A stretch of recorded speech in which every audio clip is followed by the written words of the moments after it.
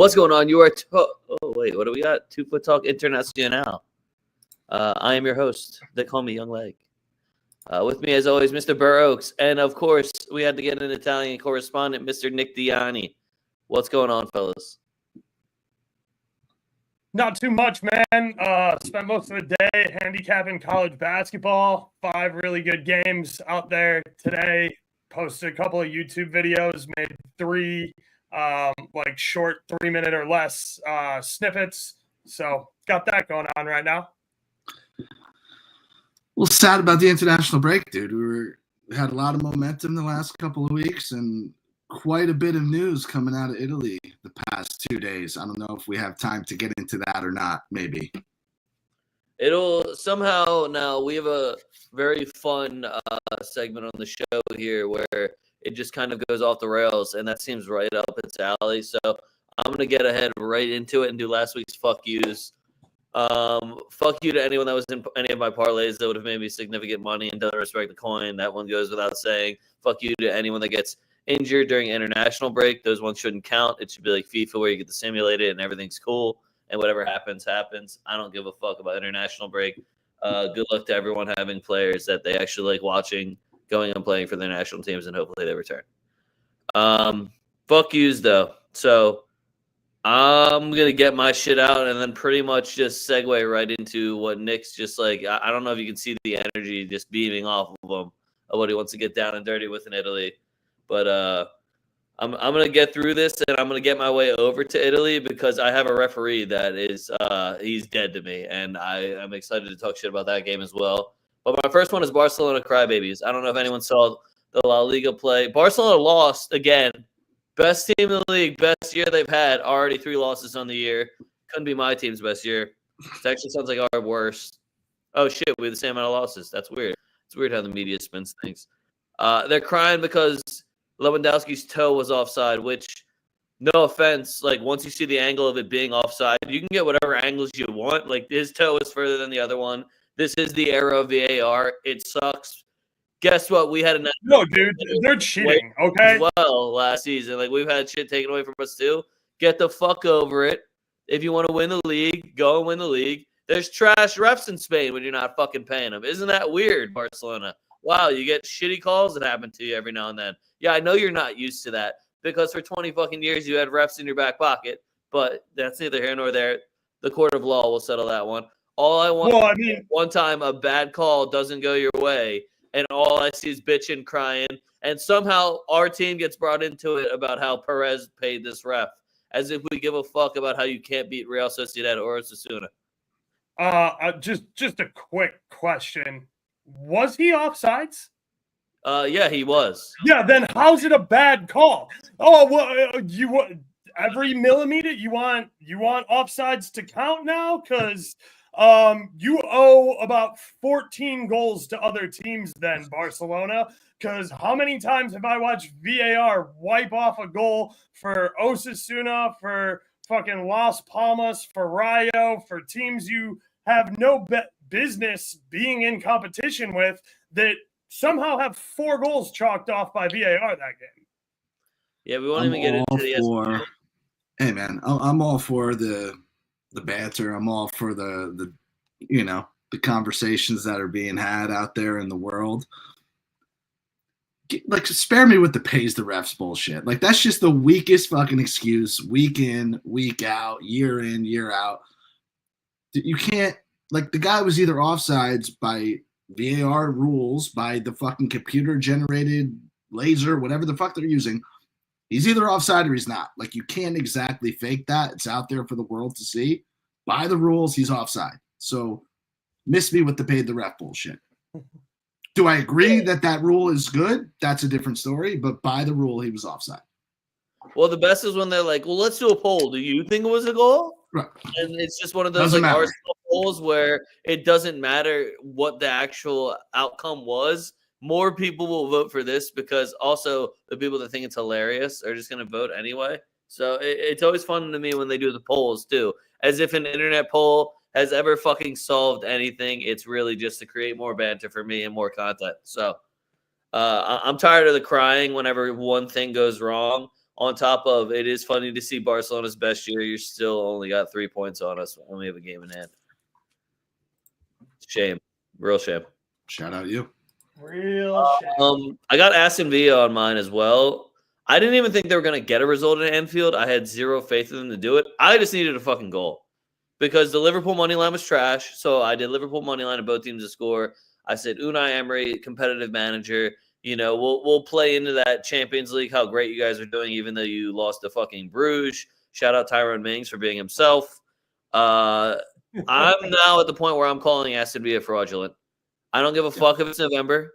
Yep. We have now done this too many times where we anoint Aston Villa for like 2 months of hard work, and then they just piss it all away. And I'm not even going to give them the anointment for it. I enjoy watching them play football, but at no point am I going to just be like, dude, this is Aston Villa. Like, I'm not giving them credit for at home. I'm not giving them credit for their past performances. I'm not giving Unai Emery any more credit because when's the last time we actually watched him make a European run? We're all still thinking of that same bullshit run that he didn't even win. So, Aston Villa, I'm now calling you frauds. You are a fraudulent-ass club. I don't want to talk about you guys anymore. You're pissing me off. Ollie Watkins, what happened, dog? I agree with you. I've been kind of saying it with the guys over on my show for a couple of weeks that they're on fraud watch. They just can't stop anybody. No. And I don't know if maybe their offense the past 18 months has kind of clouded how bad the D has been. I don't know if all these games are catching up to them. I don't know what. They look fucking terrible on defense. I don't know that they could finish in the top 4. I agree with you. Speaking of Nick's show, I have Newcastle haters on the fuck yous. Hey, guys. We're here again. Hey, y'all. Newcastle. Keep doing your thing. Eddie Howe, I trust you. Turns out a healthy Isak, kind of good for Newcastle. A little bit. That'll be fun to talk about when we talk about a Sweden game, too, since they have probably like the 2 most informed strikers right now in Europe. Don't get Isak hurt again. Just don't do it. Well, I mean, it's international break, so somebody, flip a coin. Who's getting hurt this time? And then my nice transition to Italy is Maurizio Mariani.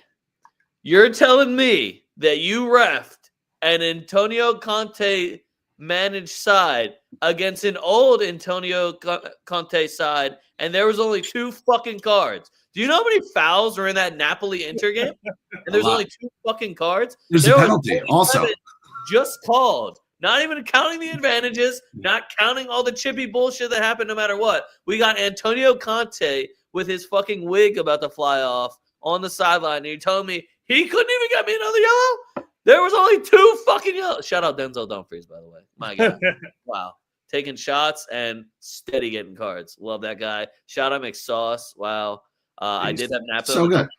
But I wasn't that mad. But the only thing I had from this game on my big board that I was positive of was over 4.5 cards. And then this pussy, Maurizio Mariani, decides to only give out fucking 2 when there's fucking 30 fouls in there. So you're telling me you need 15 fucking fouls before we see a card? I was thinking, hey, maybe the second half got me. No, this guy's just a card pussy. Fuck you, Mariani. I'll never forgive you. And that was my Italian transition. I don't have the stats to back it up, but like how many times is a penalty awarded without a card? Like it's, I mean, I guess more often than you think. But like, Emerson Royale too, so I'm still salty about that one also. Rough card weekend. Yeah, I'm good though. That's all I got. I'll start with Marseille. Azuri, you let in 3 goals at home at the crib, Marseille. Damn, that's pretty pathetic.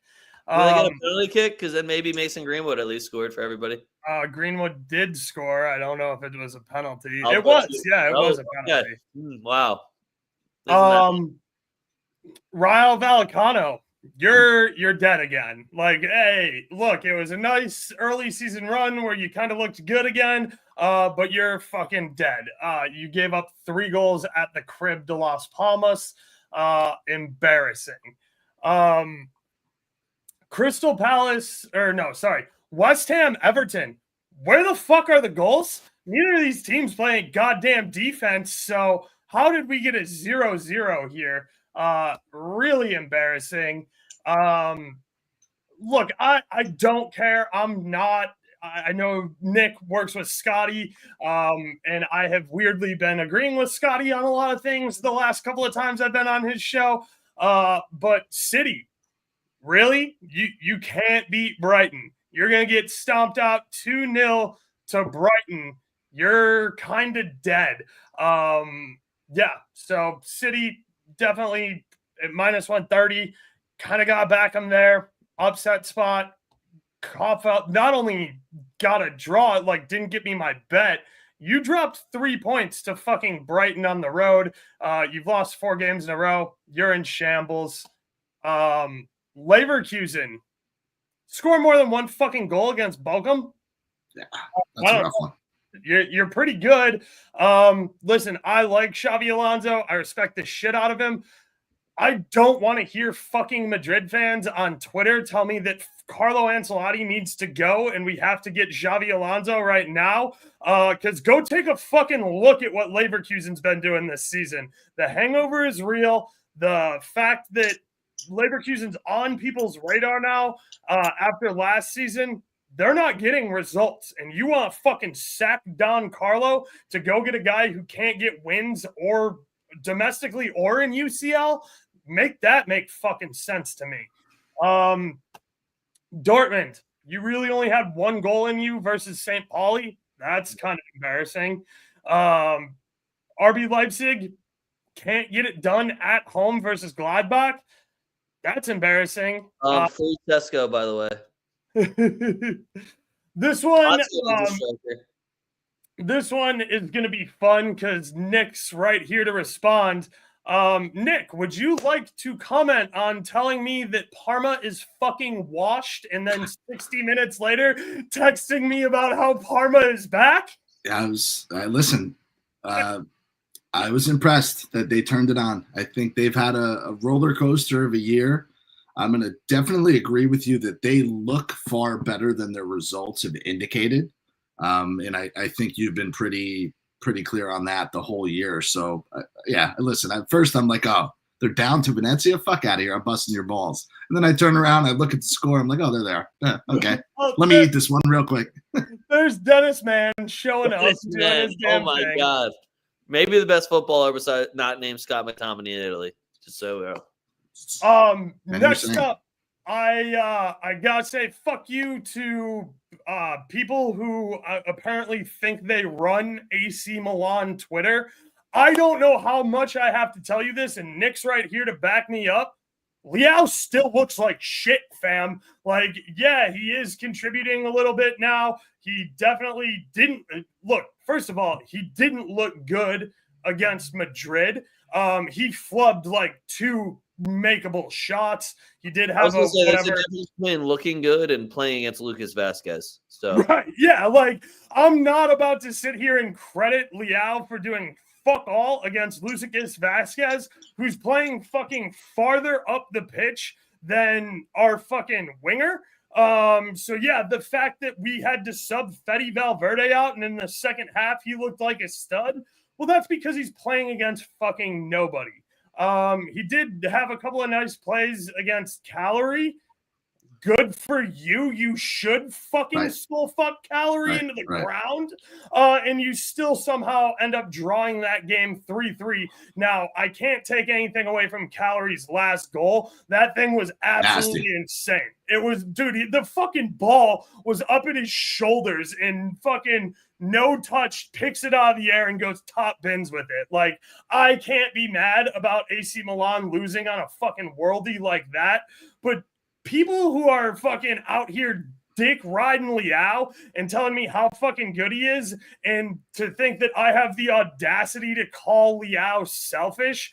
Have you watched him fucking play the game this year? The dude has his head down. He's not looking for fucking outlet passes, and he's jacking up 6 shots a game that are all fucking garbage. So yeah, everybody on AC Milan Twitter and dudes who work for fucking Peacock, who I clearly got under your skin. You don't realize you lost the Twitter battle arguing with me for 45 minutes because you're an account with like 20-some thousand followers and you have a job as a pundit and you're getting in the mud calling me a fucking faggot on the internet. That I'm sure that looks really good to the guys over at AC Milan and Peacock.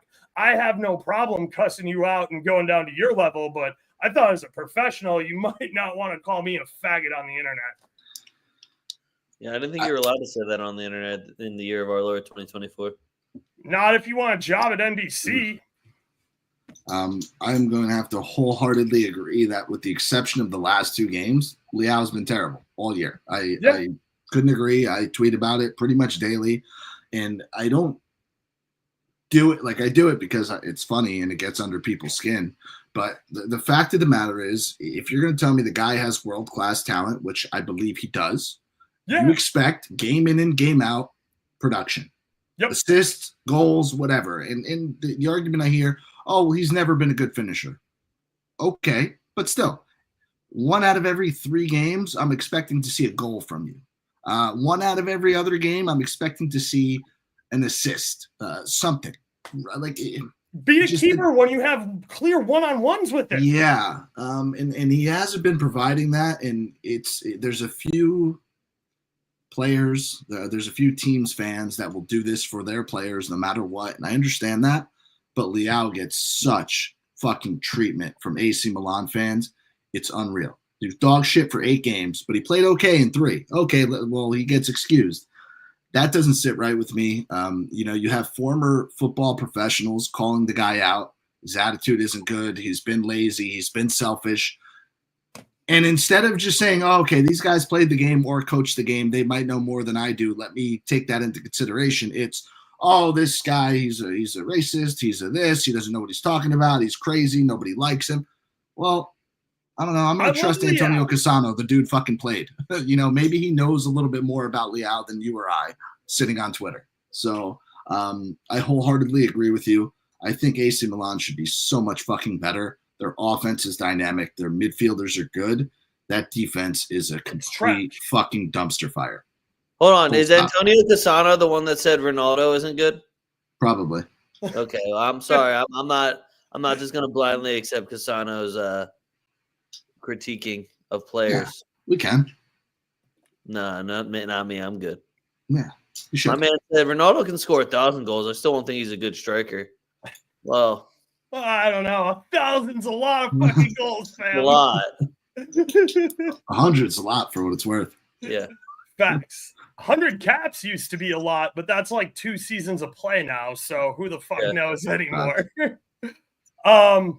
But yeah, I just thought that was a little audacious of the people who just run to Leao's defense. Like, don't get me wrong. I like Leao. I would love to see him play well.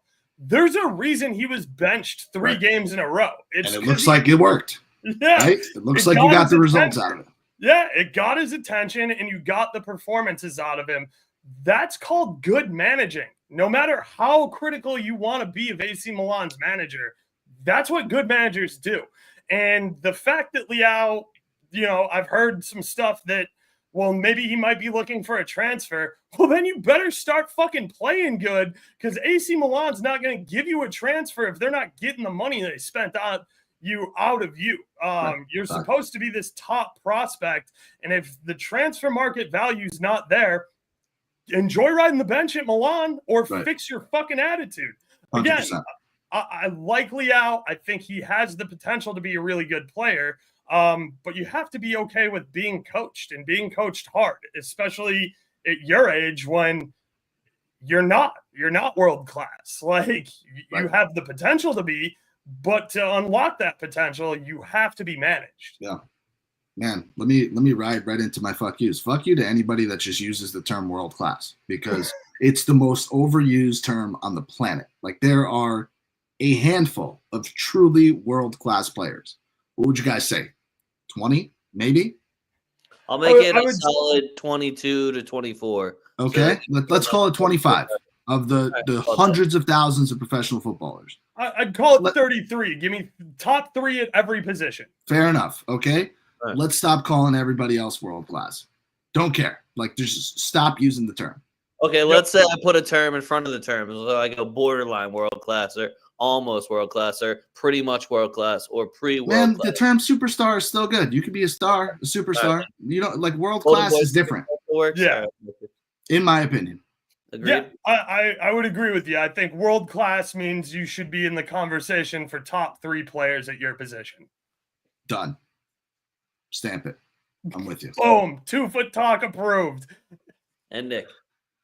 Yeah, listen, I was trying to follow along with what you guys were saying, and I was looking to agree, but I can't really hate on any of the EPL teams because I actually wrote a lot of underdogs last week, and my guys on the show had Brighton on the spread. We had Chelsea on the spread. We had Everton on the spread. So I was really not starting Vardy made me get off of that, but I thought immediately. I wasn't even on both teams to score anymore once I didn't see Vardy. Yep, I backed all the way off that game with no Vardy party. Yeah, I can try to give a fuck you to Lazio because they didn't score the second goal. I was on their team total. That kind of sucked, but they still have won 9 out of their last 10 games, so can't really do that. But maybe, just maybe, we'll give a fuck you to AS Roma and all AS Roma fans, the biggest chirpers on the planet, the Arsenal fans of Serie A, the ones who told me all summer long the best transfer market we've had. We're going to be in the fight for the Scudetto. Top 4's just certainty. We got Dovbyk, we got Dybala, we got Sule, we got Lafay, we got all these guys. DDR knows what he's doing. Spoiler, DDR didn't know what he's fucking doing. And listen, nobody's a fucking bigger Italian football fan. Hey, hold on. You can't prove that he doesn't know. Yes, I can. Because he's been successful at 0 coaching jobs that he's held. All he needed was a little bit more time. I don't know what you're talking about. Okay, well, he got fired from his last job in the 2nd division, and then he gets hired by Roma, and turns out that he lost like 70% of his games. So, that's not funny. Yeah, listen, nobody's a bigger Italian football fan than me. I hold a lot of the players from 2006 in high regard. Turns out none of them could fucking manage. De Rossi can't manage. Gattuso can't manage. Montella can't manage. Pippo Inzaghi can't manage. I don't know if I said Pirlo already. Cannavaro can't manage. Like these dudes. Yeah, no, he's not a good manager. Oh. Sorry, he's just not. Damn. So, like, none of these dudes are good managers. So, like, separate your love for the player, separate your love from the team. Sometimes great players don't turn into great managers. De Rossi is clearly one of them. He's out. You signed Ivan Juric. Dude is the most boring fucking manager on the planet. Dude has a lifetime, I think, 30 win percentage throughout his career in Serie A. He's coached Cagliari. He's coached Torino. He coached Hellas Verona. Goes to Roma because he's unemployed. Nobody else would fucking hire him outside of the continent because they know, or outside of the country, they know that this dude is a fucking hack. He lasted about 8 games or 9 games. And now you're trying to ruin the reputation of Claudio Ranieri, guy who's coached your team twice, who's been in retirement, historic manager, led Leicester to their only Premier League title, the upset title of the millennium. And now you got to call this dude in at like age 85 to come and try to right the ship. It could only go bad for him. And I don't want it to go bad for him, but I'm rooting for it to go bad for him because I want the dumpster fire of Roma and their fans to fucking continue as long as possible. 4 coaches on the payroll. I don't know if it's them or Man United or Chelsea who have a higher fucking total for coaches getting paid right now, but we are absolutely here for it. And thank you guys for letting me talk about them. Well, here's my issue. I got one question, really, and this is the only thing that I have to put in for the Roma, I guess, topic here. Was Mourinho right again? Because looks like it. It really feels kind of looks like it. Always right. And the one thing I will say about Mourinho that, he was the coach there for 2.5 years. He had absolutely 0 domestic success. He finished 6th, 7th, and 7th. So that's not really a good look for him.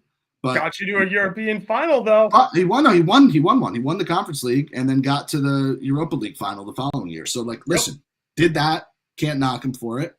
And, I want to say his results were kind of okay, but then you look at the team. Okay, it's essentially the same team now. And now we're on the 4th coach with the same players. So also, was Mourinho right? Is the stadium selling out anymore? Because no. Mourinho also put asses in seats and sold out every fucking game he managed for Roma. 100%. Is it going to be possible to be competitive and pay for managers if you can't put asses in the seats? Especially if you're on the cusp of not making European competition. I feel like that was my favorite part about Mourinho is that even when your team is shit, and that team that he had was shit. That Roma team was trash. As much as it looks really similar to what he had, they bought a lot of shiny toys that Mourinho did not have, and they're still using Mourinho's guys, and they're still not getting results. And I love that Mourinho raises a club standard so high to the point where they think they can fire him. Right. And they have no answer for who's going to do a better job with what is that dumpster fire at Roma. So that's why I always will give props to Mourinho. He fucked my team up in 2012, but I have continued to loyally. Anytime he goes to a new club, he's got some sort of goal set in mind, some sort of trophy, some sort of point that he's going to hit. Even if it's over at Tottenham and they don't want him to actually coach the final. Oh, look, you still don't have any trophies, Tottenham. Even if it is over in Turkey where he's straight up telling us that the league is corrupt and he's still going out and getting fucking results. So Jose Mourinho, I feel like, is the actual winner from this entire Roma dumpster fire because it yet again proves that Mourinho just knows ball. Fact. Hard facts. Bond is the only Roma fan that I actually have to deal with, and he's a massive De Rossi fan. So as soon as they fired De Rossi, he was just like, I don't even fucking care anymore. They have no direction. They have no idea what they're doing. He's like he was also my sad Arsenal fan that I had on here all the time. He is one of the most realistic football fans of all time. Very pessimistic, but it's sad how often it just goes bad for him. So shout out Bondi. Last fuck you before we move on. Sevilla, what the fuck are you doing? You can't pick up even a goal? You can't even get me a goal, dude. And you're going to lose this fucking game to Leganes 1-0 and take a red card? Yikes. I think my last fuck you is going to be to whoever the dude Yao Felix is, the reporter that just never says any of his fucking. He never says any of the goddamn, any of the people giving him the information. He's just like, oh, this might be happening. Oh, this is happening. Sources are telling me. Who are the fucking sources? Tell me who these sources are. So I'm just saying, my sources tell me that you're a piece of shit. What about that? Can I give a fuck you to Inter Miami? Oh, go ahead. Of course. Oh, absolutely. We're Let always us down, here for dude. Inter Miami. Fuck listen, you. I'm here for it. I think it's cool living in South Florida that the community has gotten behind the team. Messi has obviously revitalized the outlook. And I've been really hard forever on Tata Martino. I think he's a dog shit coach. And this year they did really well. And they did really well with Suarez playing only 60% of the games. Messi missed most of the season. And I'm like, oh shit. All right. They finished with the most points, I think, almost in the history of MLS. So I'm like, was I wrong about Tata Martino? Maybe I was wrong. And then you get into the playoffs and into this situation with a very bad Atlanta United team for what it's fucking worth. And they changed the playoff format. It's stupid. Now it's a best of two, but it's best of three, but it's really kind of not, I don't know, weird. Win 2 home games, Miami. Yeah, but they gave up a goal in the 96th minute of that game to force a game 3, essentially. And then this dude just got it completely wrong and just got absolutely demolished in game 3.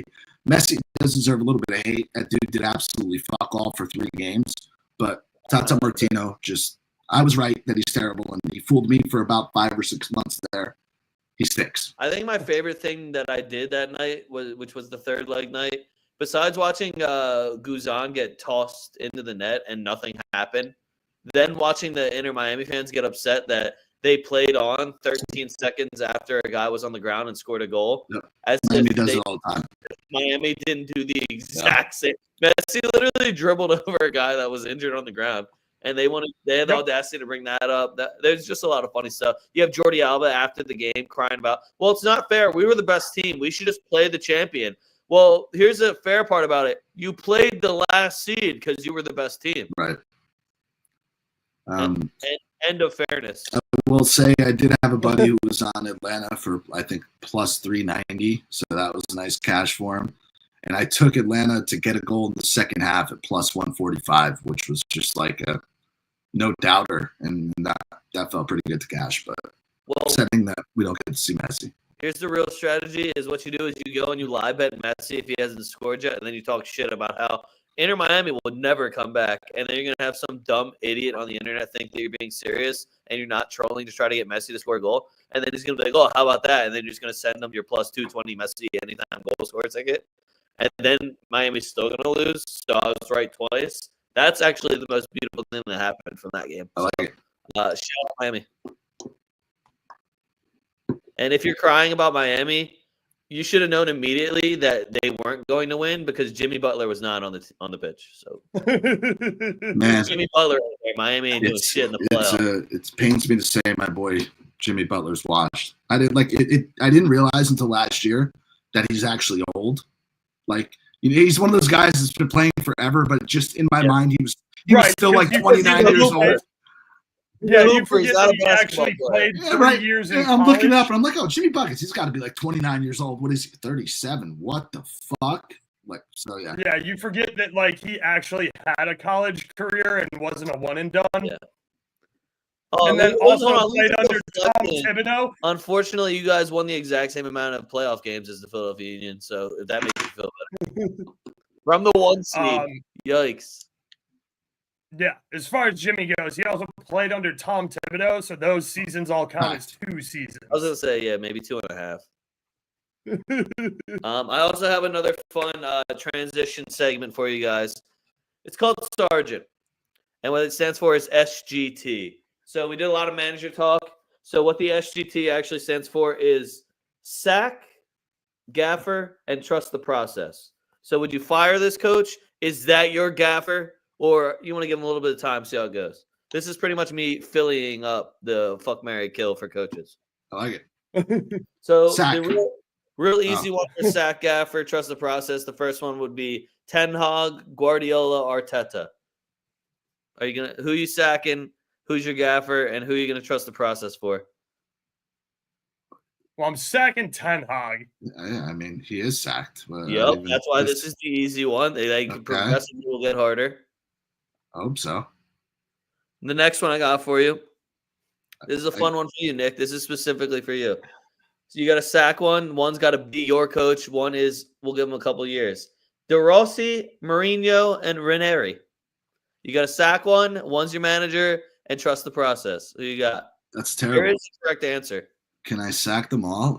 I guess you're sacking De Rossi, and Mourinho's your manager, and you're trusting the process with Ranieri.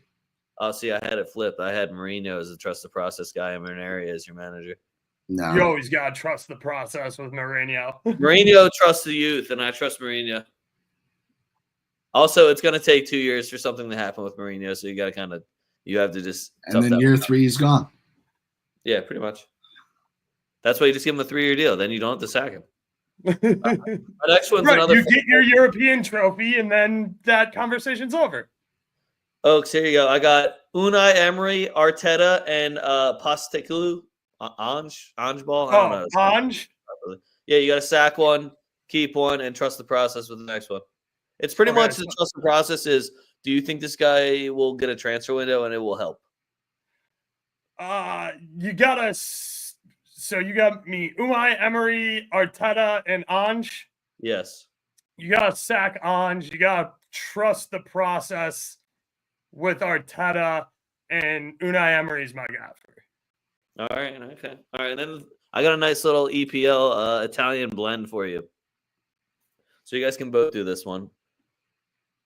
I have Eddie Howe, Antonio Conte, and Inzaghi. You got to sack one, trust the process, and one is your gaffer. I'm sacking Conte. Oof. I'll trust the process with Inzaghi, and who was the third one? Eddie Howe. Eddie Howe. Yeah, give me Eddie Howe as the manager. I still think he's one of the best managers in England and probably should have the English national team job. I know Newcastle hasn't looked great, but they've had a laundry list of injuries, and I still trust Eddie Howe. All right, Nick, what do you got for that one? Eddie Howe, Conte, and Inzaghi. I kind of have to agree. Conte Really? reserve. Eddie Howe is my trust the process guy. Conte kind of if he wins with Napoli this year, then I'll give him some real deal credit because that roster is not very good. Not that they're not very good, but like they're not. It's not bad though. But it's not better than it. Sauce and Lukaku. Who else do you need? Lukaku's he's Jimmy Buckets, dude. He's like 35. It's not better than Inter. So like if he can win the league. I just hate his brand of football, dude. Like I don't want to watch slow-paced defensive. He's discount Mourinho. Let's just call he it is. That's exactly what he is. He's discount Mourinho. He's Italian Mourinho. Yeah. So he reserves the right to change my opinion this year if he could win the league. But if not, I'm not a huge fan of his. Neither am I. All right, so that was my fun little game I made, guys. International break. Get creative. All right.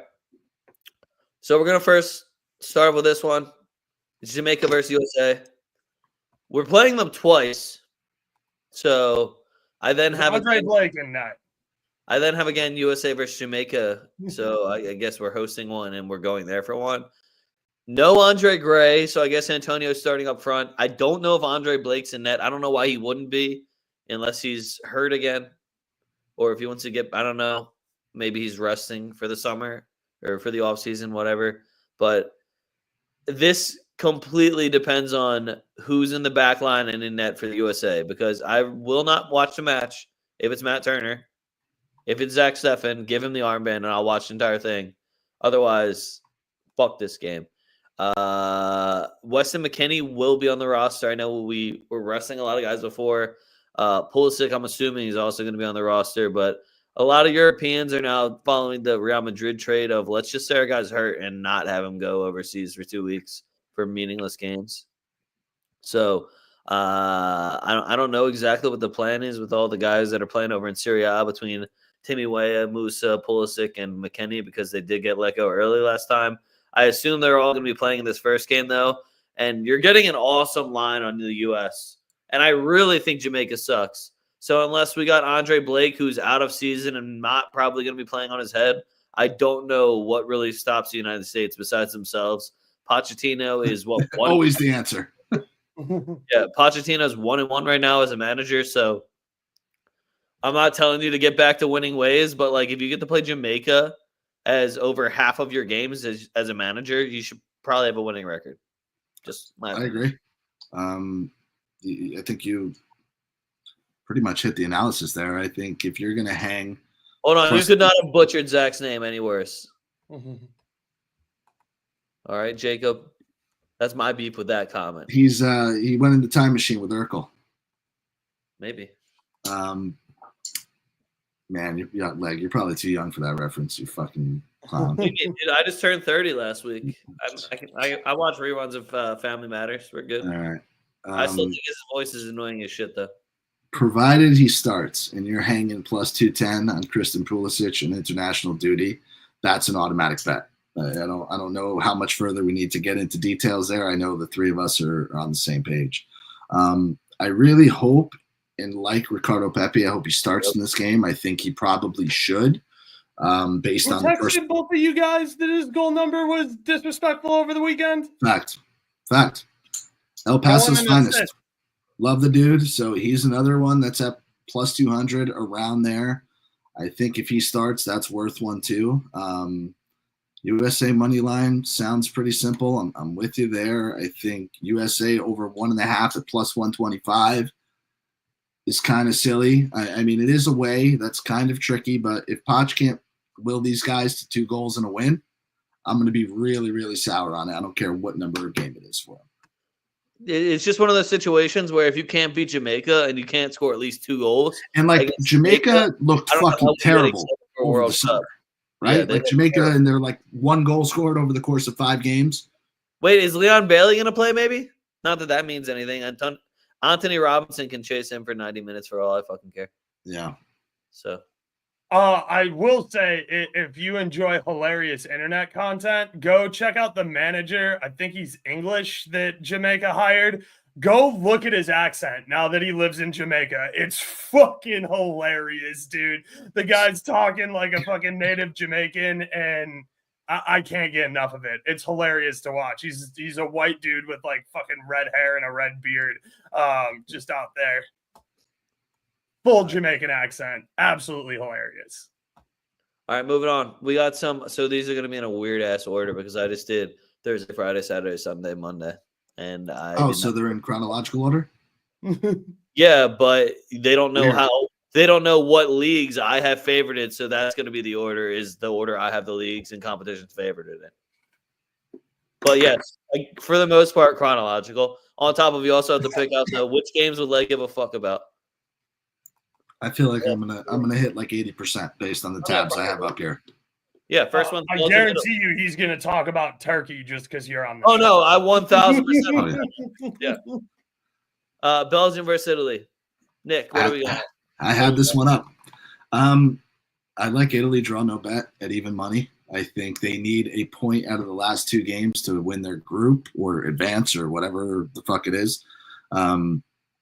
They've looked really, really good, and I think they've looked really, really good defensively. I don't know what that means in terms of goal scoring. I don't know if they're going to score or not, but Belgium's just overrated. They haven't looked that great. I think, overrated. Well, yeah, facts. Absolutely the facts. entire existence of Belgium. All facts. So, yeah, I think Italy get a point in this one. I think they get it done. They probably run away with the last game that these two played if it wasn't for the early red card. So I don't have too many props in this one because it's all really going to depend on the lineup. But you got to take Retegui for a goal. Like at this point, you I got think so. I think national team. If we're being realistic, he's been terrible for the Italian national team. Awful. Great in the league. Awful. He's been okay. For Italy? Yeah. How many goals does he have for Italy? If I had to, off the top of my head, he probably has 6 or 7. I was gonna say, as long as I can't count on one hand, then I might. No, he's only played 15 games, if that, maybe less. Yeah, I mean, he scored versus Israel, scored versus Belgium in that 2-2 draw. Yeah. Moises Keane's been on fire too. You gotta start Moises Keane. I would put Moise Keane and Balotelli up front, but he has 6 goals in 16 games. 6 goals in 16 games. Not that great, but better than you thought. I also don't think he started all 16 of No, definitely not. He probably started. I don't think the opponents were that great for 16 games either. No, that's fair. He scored against England. He's been good. He's been good recently. Against that England team. Greece beat that England team's ass. Fact. That was hilarious. No, but hey, listen, I do like him to score. I think he does start, so that could be it.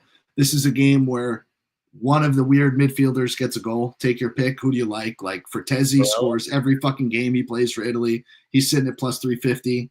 Do you like Barella? Do you like DeMarco? Do you like Tonali? Tonali doesn't score. But can he get an assist? But the point is, because he probably bet on it. Fact. I don't think you're getting 2 goals out of forwards or 2 goals out of a forward. So it seems to me like a game where like you will get a goal contribution somewhere from a midfielder. Feel that. So anything to add on this one? No, I like Retegui. If he does start, I probably will take him for a goal. Same with Moise Keane. If they both start, I'm going to have to take one of them for a goal there. Next question. Does Lukaku do anything this game? No. Okay. Moving on. I mean, he's either going to score 4 or he's going to miss wide open sitters 5 times. Like there's no in between there with Lukaku. I also just don't super rate Belgium. I think they need to start fresh. I think you need to tell a bunch of the veteran players, hey, listen, we don't need you anymore. We have way too much talented youth like CDK, like Luka Bacchiao, like Bakayoko. I don't even think that what's his name? Fucking the dickhead for City that's always injured. De Bruyne. Yeah. De Bruyne shouldn't fucking play either. Like, I don't know. Belgium just run a bunch of striker and just run all fucking wingers and say, just run me out a bunch of 19-year-olds that have been absolute fucking studs in, not even the top leagues, but like guys that aren't getting enough tick for their club, like No. jack up their transfer market value and make people realize, oh shit, these Belgium kids are fucking nasty, because they are. Flamengo really didn't beat Atletico MG with over 2.0 XG, 25 shots. Oh, you fucking piece of shit. That's how you're going to celebrate. Mario, baby. What the fuck? All right, moving on. All right, I'll tell you the one bet that I have for this, and it's not a player prop. Greece to score? No, I was going to say both teams to score. So, yeah. That's it. That's all I have for this game. I don't trust England at all. The money line on England, if you believe in England, take England. It's a great number. You still have Harry Kane. You still have Bellingham. The Harry Kane goal number is like plus 135. That is fucking wildly high for Harry Kane. And it's not like he's just not scoring for Bayern over there. Is he a little bit of a different player? Is it a different team when you go over to England? Yeah, there's also the new manager, Magic, can throw in there. And Harry Kane's the captain. He just said England before your club team, which if I'm a Bayern fan, yo, dog, fuck you. I hope we never win a trophy until you leave. But that's neither here nor there. I like both teams to score in this game, and I'm sure I'll take some Bellingham and Harry Kane props once the lineups are out. What do y'all got? Yeah, I'm with you. I think it's the best number on England we'll see in quite some time. So I do understand if anybody wants to back them on the money line. Man, like if you told me last game that Greece won and Greece was at home, I would have understood it. Now I feel like the number on Greece is better than it should, or not as good as it should be. Like it should almost be a higher number because I don't think they could do it in back-to-back games. And I'd really love to get Greece like plus 1.5. It's not going to happen. But I do like Greece to get a goal. I do think both teams to score is a good play here. And I think Harry Kane, if he's starting, probably gets on the score sheet. So I'm with you on both of those. It probably will be a penalty kick too, but he'll still be on that score sheet. Yeah, both teams to score is even money. So, I mean, that's like a silly, silly number. Yeah, there's only one better both teams to score number, and it's going to take – I'm going to have to talk some people into it when we get there. Yeah, I mean, you guys covered it. I'm good on this one. All right, next one. Scotland versus Croatia. So this is leg steak and mixed sauce and Modric props. This is what that game is. I'm not even like super confident to take the both teams to score. I think it was like minus 150 something. I don't even know what I'm going to put with that to make it into a bettable number. I think it's a nice little parlay piece if you do maybe like a multi-team, multi-game type of parlay. But even both teams to score, I'd be a little bit nervous. The strikers for both of these teams are inconsistent as fuck. They're going to try real hard. That effort, that Beto effort is going to be there. Will the goals? McTominay and Modric shots on target, though. That's my money play right there. I love it. I get Croatia wrong 100% of the time. All right, so what are you feeling? Everybody 100% of the time. Scotland at home, they have to score a goal, right? That's what I'm kind of thinking, but also like who scores it? I know. Not named McSauce. It's got to be Sauce. It's got to be. There's nobody else. Adams, maybe. When's the last time Adams kind of sucks. I know. I was gonna say I'd rather take McGinn than Che Adams to score a goal. Isn't there some dude on like Celtic or on Rangers that's kind of good for them? There's got to be somebody. I don't know. Somebody on Scotland, like someone learned how to take free. We need one Scottish guy that is just like a giant, like 6'5" striker, or just anyone that can hit free kicks, so Scotland can be dangerous. This just seems like the game to me where I would be like, oh, I'm going to take Croatia on the money line plus number. Why not? You know, yeah, they're away, whatever. And this is the game where like you walk away and it's a draw. Yep. So I don't really have a lean on either side. I think your both teams to score is good. I just don't know who's going to do it. You went to Brighton? Who went to Brighton? Are we talking about Matty O'Reilly? Because I know him. Is he Scottish? I thought he was from Northern Ireland. All right, I don't know that. Yeah, I won't act like I can tell the difference. I'll be honest. All right, moving on. Denmark versus Spain. Again, you're going to see a lot of games on here like, oh, Leg must be betting both teams to score. Denmark's getting one at home. It's probably going to be the ghost man himself, Christian Eriksen. Whenever he throws on that Denmark kit, something happens. Superman, dude. Guy is Superman. He puts that Denmark flag around his neck, and he's flying. I don't know how he does it every time. It's definitely going to be off some sort of set piece, whether he gets an assist off a corner, bangs in a set piece himself, rebound off of his own set piece. I don't know if you guys saw that Sunday league goal. It was fucking sick. 35-yard volley off a rebound. That was nice. Awesome. And then Spain is just Spain. As much as I think Spain fell off, they're fucking dominating world football. Well, they have the Olympics. They're the world champions for the women. The men won the Euros. The men won the UEFA Nations League. They're got both Ballon d'Or holders right now. Spain is just dominating world football. Their captain is literally Morata, and they're dominating world football right now. It actually blows my fucking mind that is how it's working out. Like, you got Inaki Williams sitting right over there, said he would play for Spain, and you're like, nah, we're good. We got Morata. We're cool. We got Morata and Oyarzabal if his leg's working today. We're good.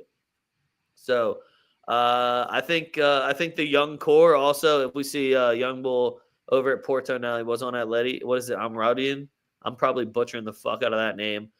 It's him, Nico Williams, and Lamine Yamal. And for some reason, when they play together, they just look like they've never had more fun ever. And it's just so weird to see from a Spanish attack, just such like creative, fast dribblers that aren't just scoring every single goal. Because I was used to seeing David Silva, Fabregas, David Villa, Fernando Torres, and they were just banging in goals easily. Now we got these ridiculous speedsters that nobody can guard, and nobody on Spain can really take free kicks. Are we giving Dani Olmo free kick duty? Who's getting free kick duty on? Why not?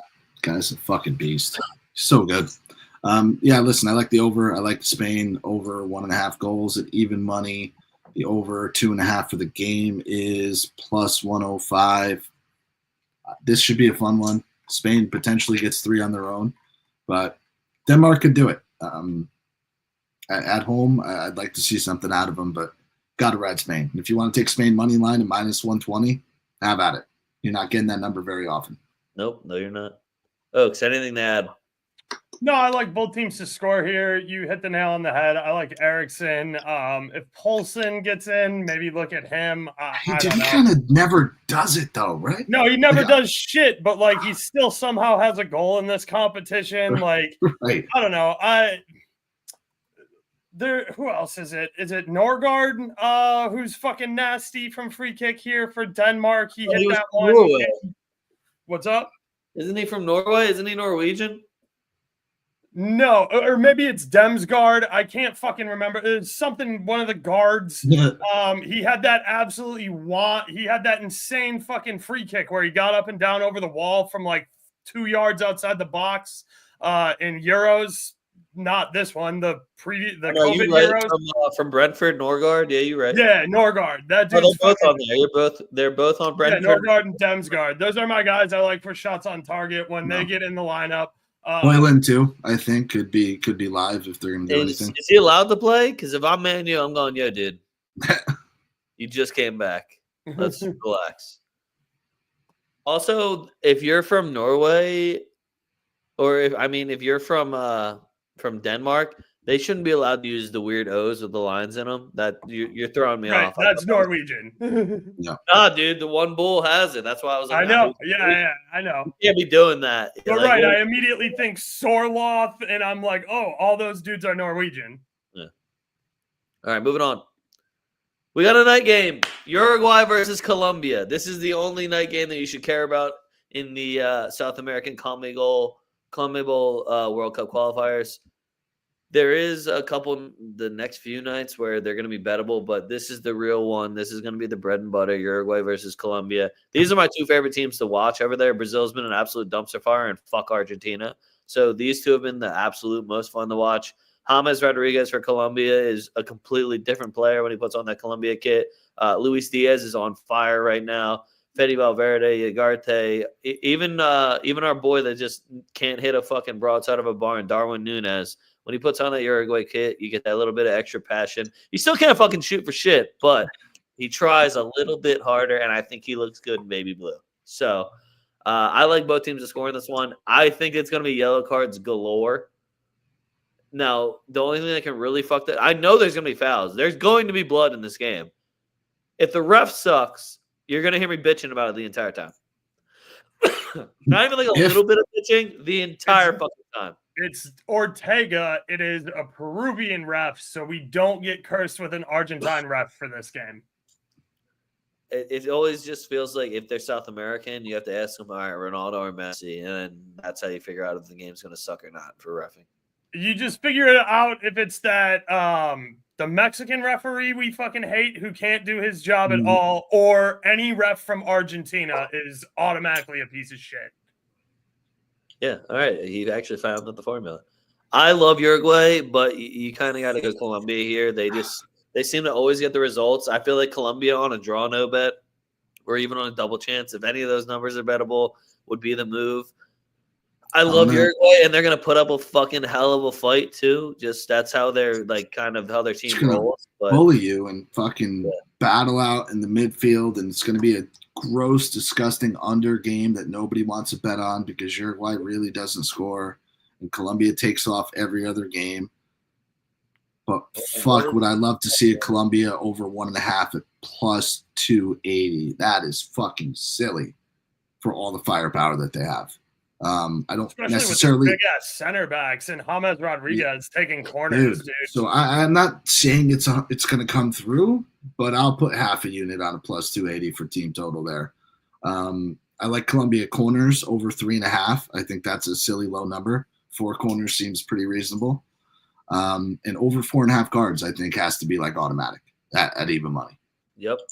Fede Valverde shot on target. Every time it's plus money, don't think about it. Just play it. There you go. All right, moving on. Now we have the Nick Dianni game. Hey. We got Turkey versus Wales.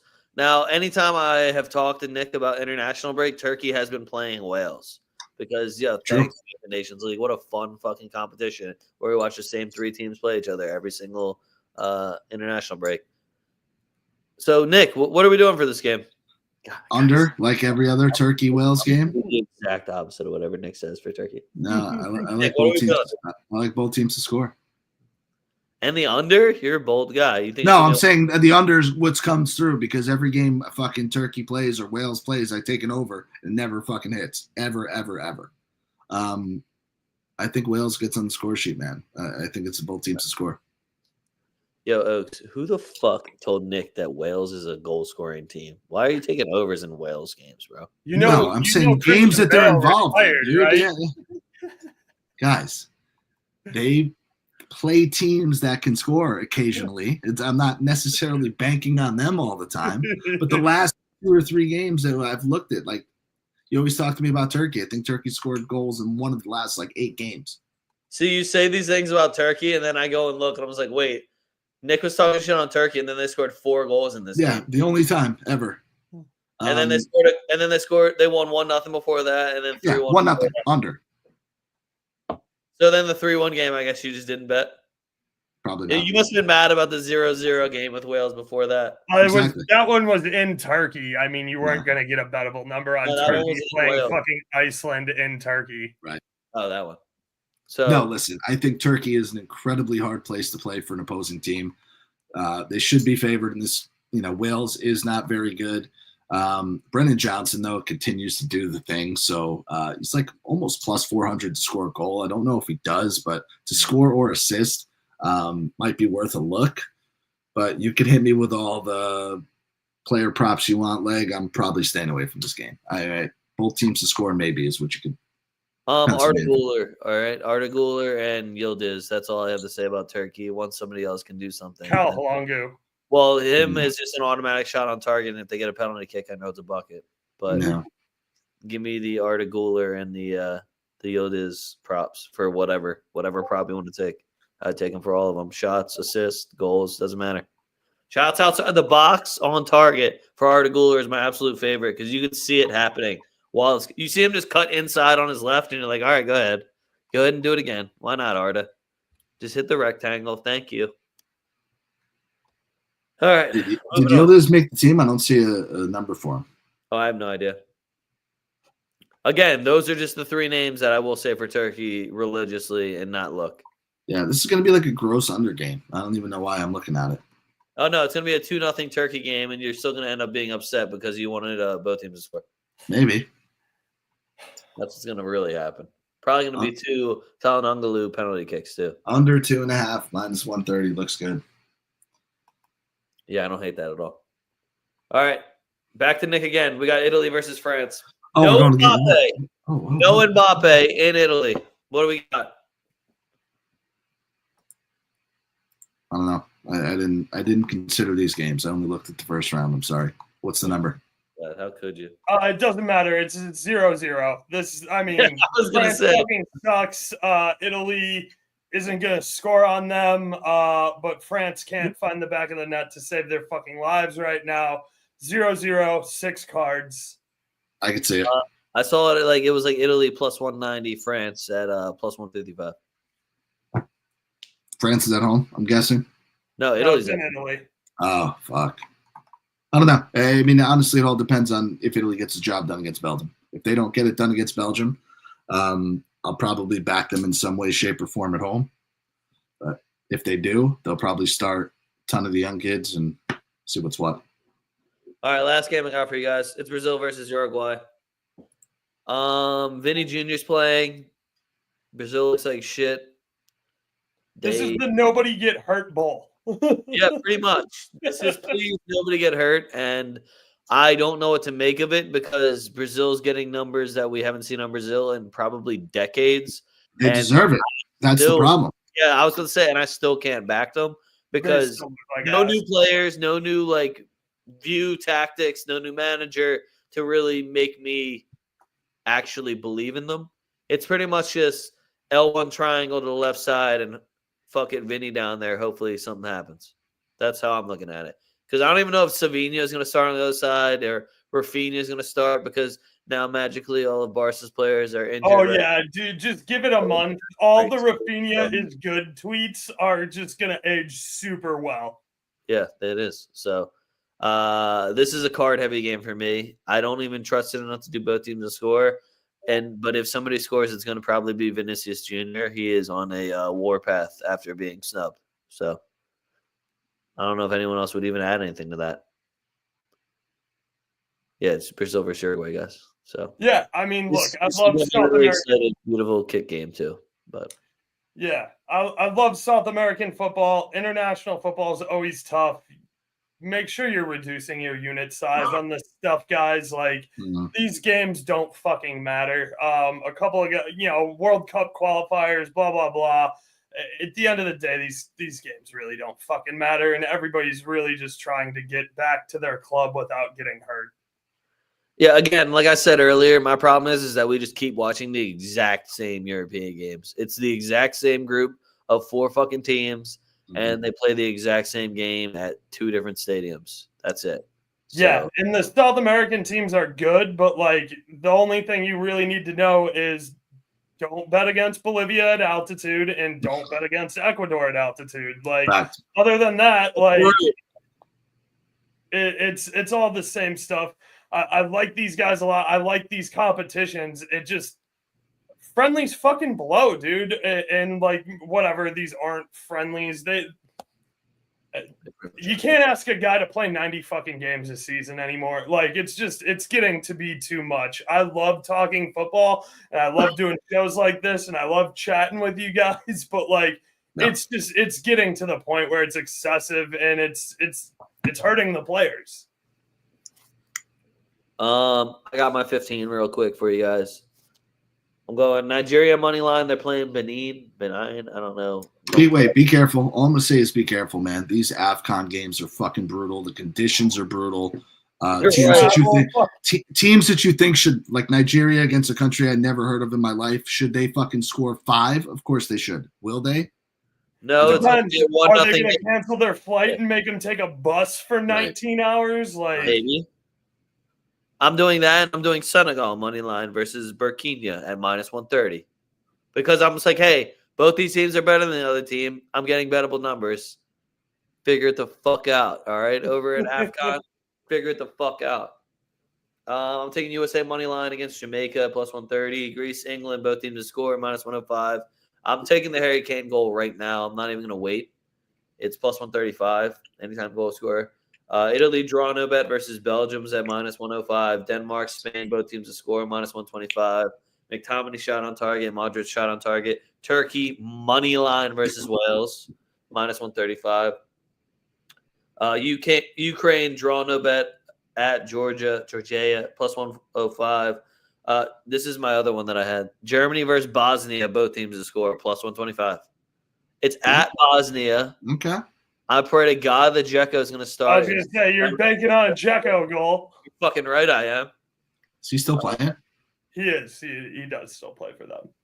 I got Sweden money line versus Slovakia at -140. Brazil money line against Venezuela at -170. Yeah, Brazil's playing Venezuela, and it's fucking -170. I'm sorry. I'll fall right into that trap. I'll do it. And then I have Argentina money line at Paraguay at -140. I'm assuming that Messi's going to dry his tears a little bit after that Miami exit and go and play for Argentina, and where he's just treated like an absolute king and just go and do whatever you want on a better team. And then my parlay is Greece, England, both teams to score, Germany, Bosnia, both teams to score, and USA money line, whatever game Stefan starts.